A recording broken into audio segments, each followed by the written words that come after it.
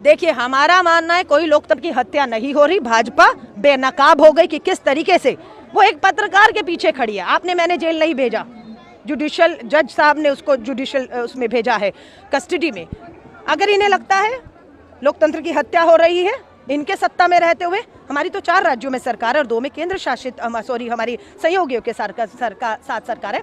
इन्हें अगर लगता है लोकतंत्र की हत्या हो रही है, इनसे वो बचाया नहीं जा रहा, इन्हें कहीं इस्तीफा दीजिए, हट जाइए, इन्हें रहने का हक नहीं। एक पत्रकार जिसका 2 साल में आत्महत्या में सुसाइड नोटमेंट का नाम था 2 साल पहले, उस पे भाजपा का राष्ट्रीय अध्यक्ष बोलते हैं, उस पे देश के गृह मंत्री बोलते हैं, उसमें देश की महिला बाल विकास मंत्री स्मृति ईरानी बोलती है, उसमें भाजपा दिल्ली में प्रदर्शन करती है। लेकिन वही हम पूछते हैं, जब बेटियों के साथ जघन्य अपराध बलात्कार होते हैं, उन्हें रात को 2:30 बजे सबूत नष्ट करने के उसमें और आरोपियों को बचाने में आप 2:30 बजे पेट्रोल डाल के आग से फूंक देते हैं, एक ट्वीट नहीं आता, एक आवाज नहीं उठती। आप हाथरस नहीं जाते, बलरामपुर नहीं जाते, बल्लभगढ़ नहीं जाते, दिल्ली नहीं जाते हैं, तो आप देखते हैं इनकी प्राथमिकताएं क्या है। देश के गृह मंत्री कहीं नहीं एक आवाज उठाते, लेकिन आज बंगाल का चुनाव है, सिर्फ इनकी प्राथमिकताएं चुनाव है, आरोपी अपराधियों को बचाना और कुछ नहीं है। बेटियों का न्याय तो एक खोखला नारा था उनके लिए, और आज उसी नारे को मैं बदल कर बता रही हूँ। मोदी जी का नारा था बहुत हुआ महिलाओं पर वार,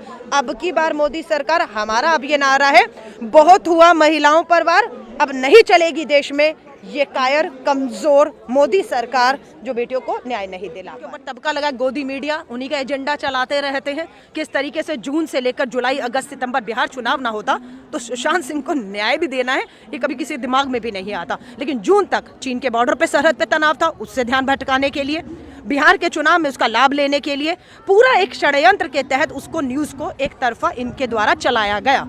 और उसके बाद ये जो मामला आपको मालूम होगा कि एक माँ और बेटी 2 साल से न्याय मांग रही है कि उसके पति और उनकी जो है सास ने सुसाइड किया, और सुसाइड नोट में अर्नब गोस्वामी का नाम है, लेकिन सरकार इनकी थी। 2 साल FIR और न्याय नहीं हुआ। आज हमारी सरकार आके उस माँ और बेटी को ये यकीन दिला रही है कि न्याय होगा, क्योंकि सुसाइड नोट आज भी गवाही दे रहा है कि उसमें अर्नब गोस्वामी के ऊपर आरोप लगे हैं। अब कानून अपना काम